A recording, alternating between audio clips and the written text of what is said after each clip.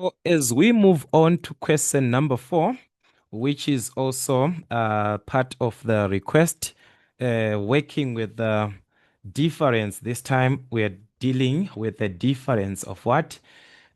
Two cubes. So the question is 125 a perfect cube? 125. Can it be written as a term to the exponent of 3, a number to the exponent of 3? Yes, it is the same as 5 to the exponent of 3. Or you can simply use your calculator. 125, all right, like this is equal to, then it's a shift. Then you're going to press the fact button. All right, this one, 5 to the exponent of 3. Or you can simply determine the cube root of what? The cube root of 125, which is what? Which is 5. So you know that if I take this 5, I raise it to the exponent of 3, I'm going to obtain 125. So it is the concept that 5 to the exponent of 3 is going to give us this.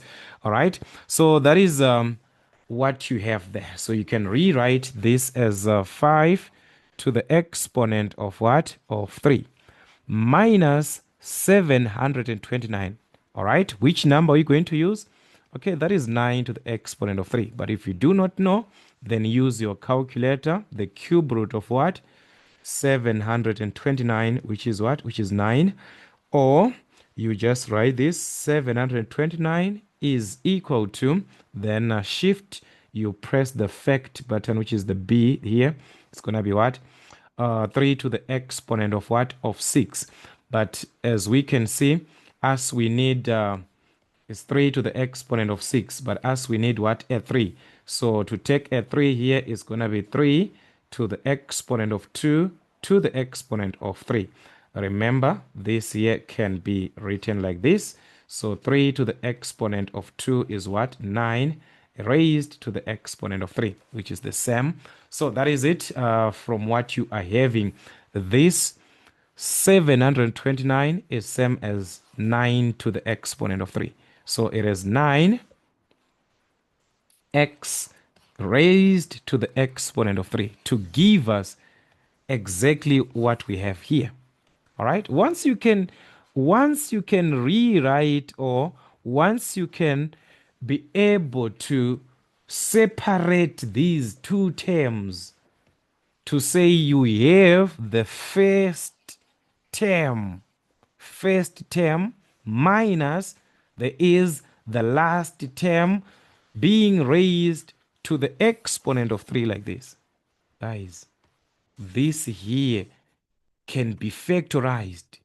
But the only way for us to know this is the identity equivalent to that. So this here, I said it is a must for you to know it, these two. You must sing. You must sing them. You must understand them to the heart. Just like difference of two squares, all right? So let us use our identity. What is our first term? Because we must have first term minus the last term. So our first is what? Is 5. So it's 5 minus the last term, which is what? 9x. So that's 5 minus 9x. Into what? The first term squared. So we must square the first term. What is our first term? It is 5. But it is what? Squared. So what is 5 squared? This is what? 25. Okay, then we move on, plus the product of the first and the last term, x times y. First times the last term. What is our first? What is our last? You multiply those. First term times the last term. So it's 5 times 9x. 5 times 9 is going to give us what? 45. So this is going to give us what? 45x. Okay.